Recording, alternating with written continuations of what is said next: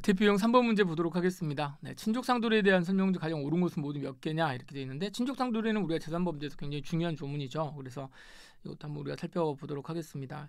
먼저 기억본 보시면은요. 강도죄, 손괴죄, 경계침범죄, 강제집행면탈죄 여기에 대해서는 친족상도례가 적용되지 않는다 이렇게 되어 있는데 우리가 강도, 손괴는 안 된다는 거 알고 계시죠?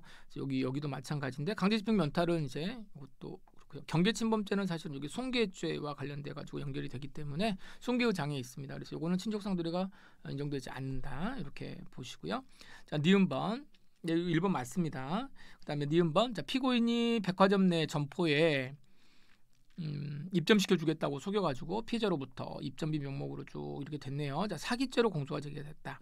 피고인의 딸과 피해자의 아들 사이가 뭐다? 사돈지간이다. 그럼 사돈지간이 만약에 친족이라고 한다면은 뭐예요? 친족이라고 보면은 요거 이제 친구죄로 갈 수 있는데 이제 요거는 제가 이제 조문을 좀 이제 보면서 말씀드리겠는데 요 사돈은 일단 여기에서 우리가 볼 거는 사돈은 뭐가 아니다.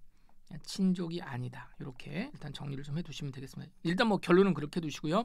왜 이게 나왔는지 이거는 여러분 형사소송법을 공부하실 때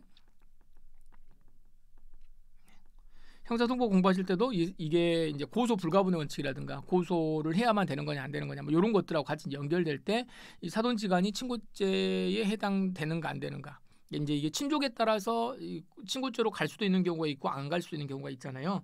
이제 그것 때문에 여러분들 좀 뭐 중요하니까 이것도 이제 정리를 좀 제대로 해두셔야죠. 자, 그러면은 자, 친고죄 조문을 좀 한번 보시면서 이거를 좀 한 번 더 정리를 좀 하고 이렇게 이어서 문제를 풀도록 하겠습니다. 우리 형법 328조에 이제 친고죄가 있는데요. 친고죄는 이제 조문이 이렇게 세 개가 이렇게 이 친족간의 범행과 고소와 관련돼 가지고는 이제 조문이 세 개가 있습니다. 첫 번째를 보시면 직계혈족. 친족간의 범위가 굉장히 중요하죠. 여기는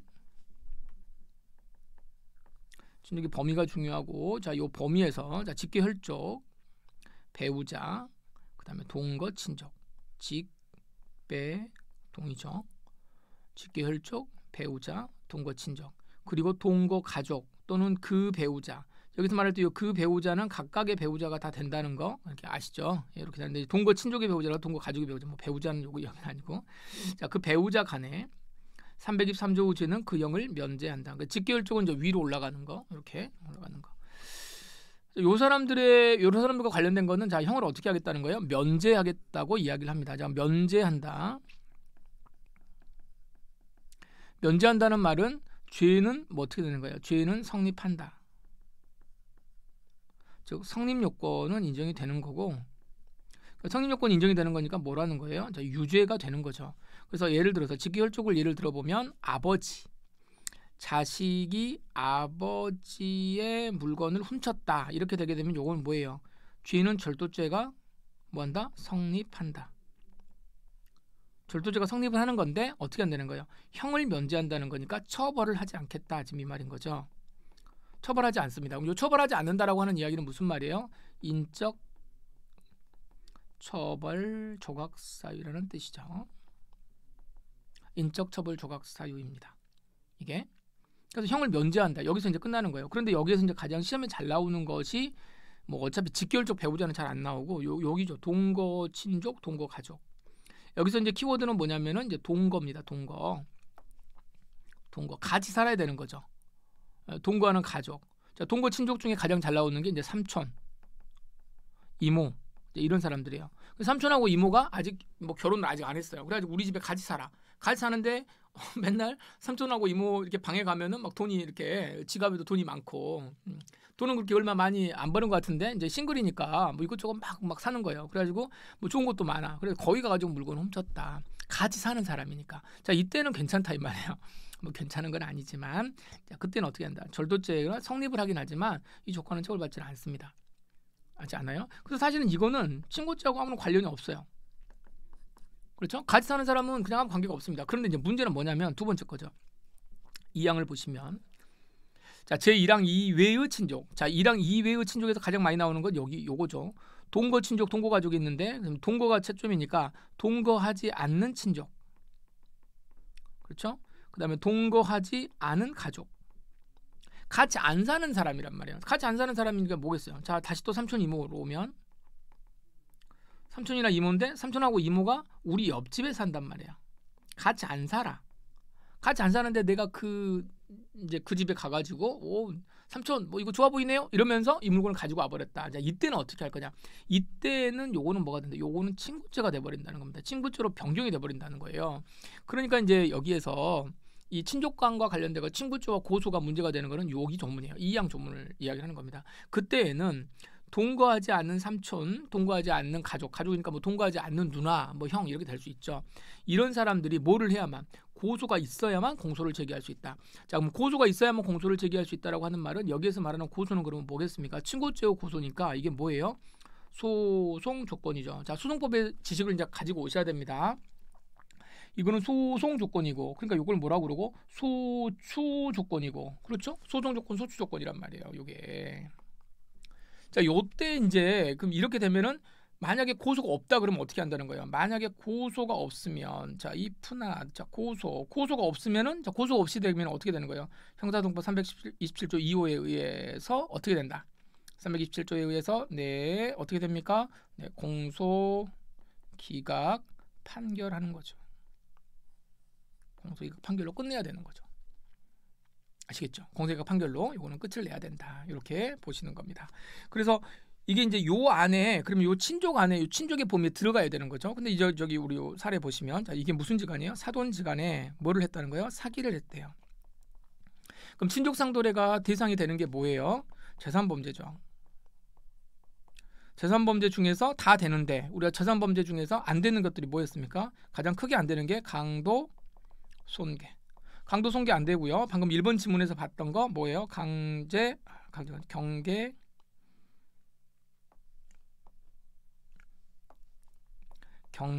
침범죄. 그 다음에 강제 집행 면탈죄. 경계침범죄하고 강제집행 면탈죄 이거는 어떻게 된다? 요 강도손괴죄 요거 빼고 나머지 재산범죄는 다 뭐가 된다? 네, 요 328조가 친족상도례 요 조문이 적용이 된다는 거예요. 특히나 이제 여기 그러면 1항 2항이 되는데 여기 2항이 여기 친고죄와 관련된 문제인데 친족간이어야 된다. 일단은 친족간이어야 되는데 여기 사돈이 친족이냐 지금 이게 문제가 된 거예요. 사돈이 만약에 이거라면 사돈이 만약에 뭐 사돈하고 뭐 동거하고 뭐 이러진 않잖아요. 친족의 범위에 들어간다라고 하면 요거 이제 친고죄 문제가 되면은 사돈이 뭔가 고소를 해야만 되는 거다. 그러니까 고소를 해야 된다라고 하는 이야기는 무슨 말이냐면 고소가 만약에 없으면 국가기관이 이 사람을 처벌할 수가 없다는 그런 결론에 이르는 것이죠. 그런데 우리 판례가 뭐라는 거야? 사돈은 뭐가 아니에요. 친족이 아니에요. 친족이 아니니까 고소가 있든지 없든지 간에 결론은 어떻게 하겠다? 처벌하겠다. 그 뜻입니다. 처벌을 해야 된다. 아시겠죠? 네, 이렇게 이제 구조는 이런 것이다라고 보시면 되겠습니다. 그래서 이게 친족상도례와 관련된 내용이다. 이걸 보시고요. 뭐 이제 여기 요 3번 요 3항은 여러분 여기 상대적 친고죄와 관련된 조문이니까 이건 소송법 시간에 그것에 관련된 문제에서 정리를 좀 해보면 되겠습니다. 자, 그렇다면 네, 그다음 다시 이제 문제로 돌아가서요. 2번 지문, 니은번 지문 다시 보시면은 피고인이 백화점 내 점포에 입점시켜 주겠다라고 이제 사기친 거예요. 근데 이게 이제 결국 어떻게 되는 거예요? 피해자가 사돈이야. 피고인하고 피해자가 사돈이에요. 사돈한테 사기쳐 먹은 거죠. 그런데 이거는 뭐다? 친족이 아니기 때문에 뭐가 된다? 친족상도례가 적용되는 친고죄라고 할 수가 없다. 그러니까 고소하고는 전혀 관계없이 뭐 하겠다? 그냥 이거는 처벌을 하겠다. 이런 뜻입니다. 사돈 간에는 이런 짓 하면 안 된다. 그렇죠? 자, 디귿번 보시면 횡령죄에서 친족상도례는 횡령 범인과 피해 물건의 소유자 또는 보관자 중 어느 한쪽과의 사이에 친족관계가 있으면 된다. 자, 횡령죄 보겠습니다. 자, 횡령죄는 어떻게 되는 거예요? 타인 소유. 그 다음에 자기 점유입니다. 맞습니까? 예, 요 횡령죄는 타인 소유, 자기 점유와 관련돼 가지고 이야기를 해요. 그런데 타인 소유, 자기 점유와 관련된 것인데 이게 뭐다? 나는 내가 가지고는 있는데 이 물건을 남의 것인데 요거 하고요. 보관자, 피해 물건의 소유자 또는 보관자. 소유자가 있고 또 뭐가 있어요? 보관자가 또 따로 있을 수가 있죠. 근데 이 두 사람들이 서로 이게 달랐을 때요. 달랐을 때 이 두 사람 사이에서 한쪽만 친족관계만 있으면 되는 거냐? 아닙니다. 우리 판례는 뭐라고 그러냐면 요건 어떻게 된다? 다 있어야 된다. 모두 모두 존재해야 한다. 이렇게 모두 존재해야 된다. 이렇게 보셔야 되겠습니다. 그래서 쌍방강의 이 부분에 있어서 있더라도 둘 다 횡령범인하고요. 이 위탁자가 요것도 그러니까 이 어떻게 되는 거냐면 자 횡령범하고요. 그 다음에 물건하고 이제 소유자 죄송합니다. 이게 좀 잘 적어야 되는데 소유자 요 사람까지만 이렇게 있다든가 이 횡령범하고 또 이게 위탁 그 피해 물건의 위탁자고 요 사람하고만 있다. 한쪽만 이렇게 있다 그래가지고 이렇게 되면은 이거는 뭐가 된다. 이거는 친족관계가 이렇게만 있는 경우에는 친족상도례가 인정되는 게 아니다. 그래서 어떻게 한다. 둘 다 있어야 되는 거다. 이렇게 보는 거예요. 한쪽만 있다 그래가지고 형이 면제되거나 이렇게 되는 건 아니다. 이렇게 보시면 되겠습니다. 자, 디귿번도 틀렸고요. 자, 그러면 여기가 어떻게 되나요? 기역번 맞고 니은번 맞고 디귿번만 틀렸네요. 자, 그리고 이제 다음 것을 보시면 하나, 둘, 넷. 리을번 보겠습니다. 작물범이죠. 작물범이 피해자와 동거하지 않는 직계혈족입니다. 그럼 동거 여부를 불문하고 형을 면제한다. 자, 그런데 여기가 친족상도례가 나왔는데 친족상도례 방금 우리가 봤던 걸로만 생각을 하게 되면 동거가 있냐 없냐라고 하는 것이 서로 달랐잖아요. 다른데 이 부분에 있어서 이 친족상도례가 조금 특이한 게 뭐냐면 일반적인 재산범죄는 다 이제 똑같이 다 방금 우리가 봤던 328조 조문으로 정리가 되는데 작물범은 조금 다릅니다. 작물범에 있어서의 친족상도례 작물범과 관련된 요 친족상도례는 조문이 또 좀 따로 있기 때문에 이걸 좀 따로 한번 보셔야 돼요. 그래서 이 부분 한번 보겠습니다. 작물범에 있어서의 친족상도례입니다. 자, 작물범 전 3조의 죄를 범한 자, 전 3조의 죄를 범한 자가 여기 이 조문은 이제 365조거든요.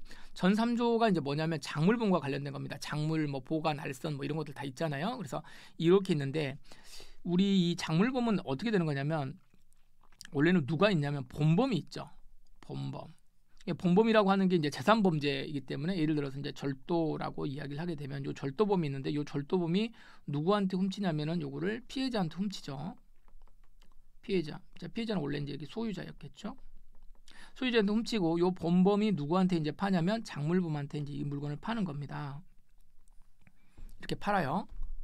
자, 이게 이제 다른 재산범죄하고 조금 다른 구조인 거죠. 서로 이렇게 되어 있는데 자 보시면 이 작물범하고 누구하고 피해자하고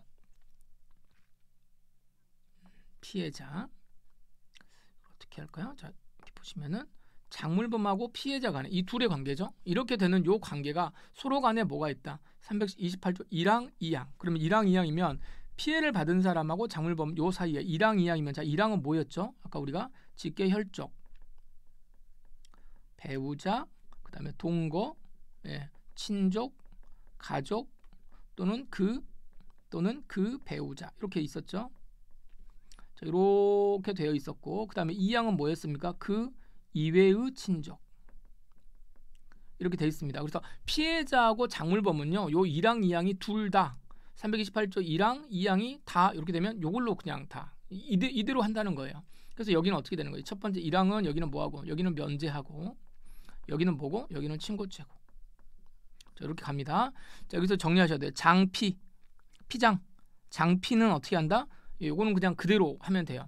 근데 중요한 거는 이제 여기입니다. 자 이제 이쪽 관계예요. 여기를 보시면 본범하고 작물범 요 관계입니다. 본범하고 본장이죠. 본장. 자 피장이 아니고 본장. 자 여기하고 작물범하고 여기 가는 경우는 뭐만 인정되냐면 제 1항이 있을 때. 제 1항은 뭐예요? 동거하는 사람들 이쪽이죠. 1항의 신분 관계가 있을 때에는 그 형을 감경 또는 면제한다. 감경 또는 면제한다. 그러니까 이 신분 관계가 서로 있으면은 1항. 그럼 2항은 어떻게 되는 거예요? 2항은 전혀 관계가 없죠. 여기 2항에 대해서는 자, 2항에 대해서는 문제를 삼지 않습니다. 여기는 뭐가 되냐면 1항의 신분관계 있을 때만 어떻게 하겠다? 형을 감경 또는 면제한다. 이렇게 되어 있습니다. 감경 또는 면제한다. 그렇게 되어 있었습니다. 자, 그다음에 자, 이제 이렇게 되면은요. 자, 이제 우리 지금 지문을 보시면은 자, 리을번에 이렇게 돼 있으니까 우리 아까 리을번이 이제 뭐라고 돼 있었냐면은요. 자, 작물범의 피해자. 피해자하고요. 피해자고 그다음에 동거하지 않는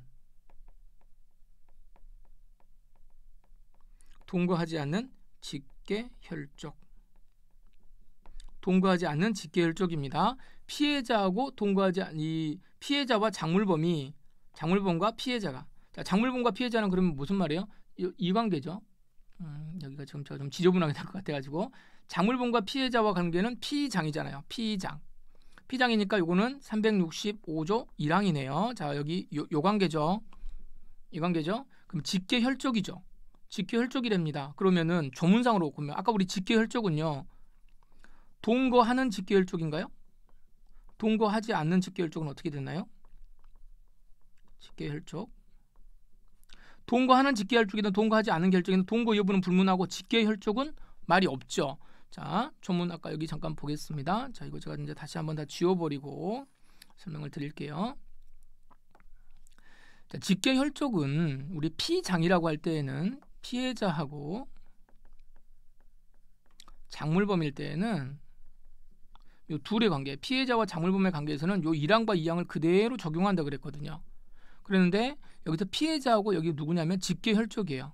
자, 피해자와 직계혈족.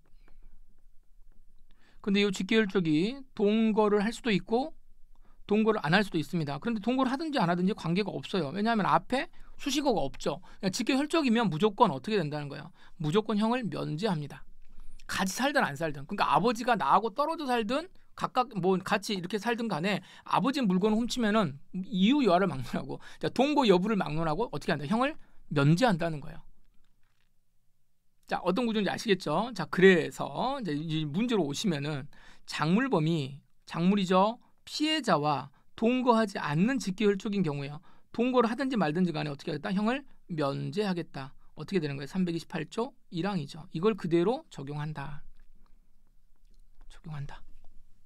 조금 복잡하긴 하지만 여러분 여기에서 뭐라고 생각하시면 되냐면 일단 작물범이 나오면 피장, 파장이라고 피장, 파장, 피해자하고 작물범은 요거는 원래대로의 328조 1항과 2항이 그대로 적용되는 것이기 때문에 직계혈족은 어떻게 돼요? 형을 동거 여부를 불문하고 형을 면제한다. 자, 예를 들어서 이렇게 되면은 만약에 작물범하고 피해자 사이가 작물범하고 피해자의 사이가 동거하지 않는 동거가 아니고요.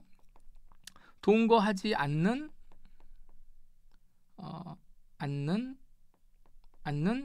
직계혈족이 아니고 가족이다. 동거하지 않은 가족인 경우에 가족은 누나 이럴 수 있잖아요.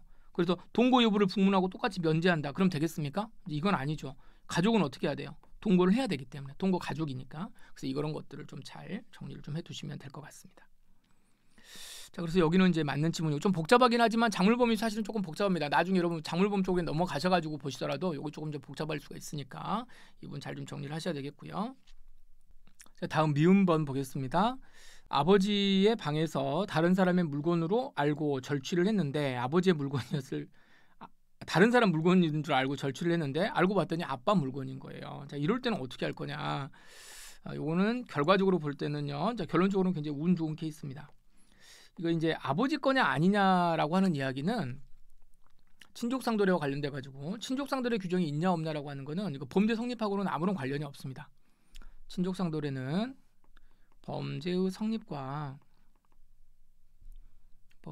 성립과는 관련이 없다. 그래서 결과만 보는 거예요.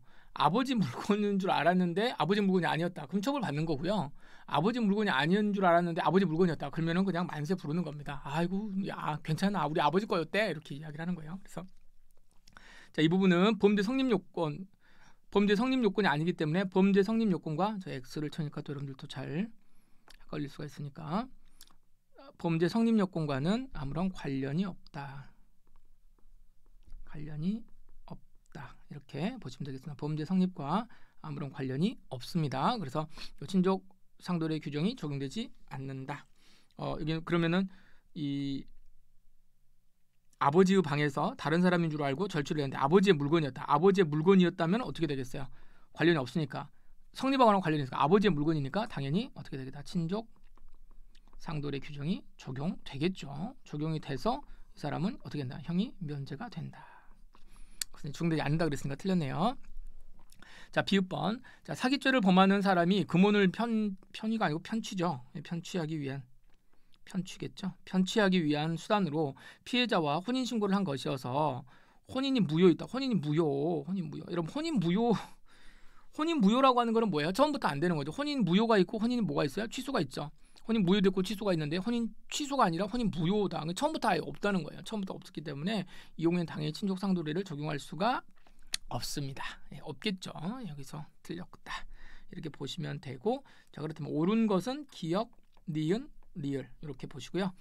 자, 여기 제가 오늘 좀 이 부분은 조금 이렇게 좀 설명이 좀 길었는데 작물본과 관련된 요 내용은 나중에 우리가 작물본 파트 가가지고도 조금 다시 한번 자세히 설명을 좀 드리도록 하겠습니다. 오늘 문제가 나와 있어서 작물본의 문제를 조금 더 자세하게 설명을 좀 드렸습니다. 그래서 답은 3개. 정답은 3번.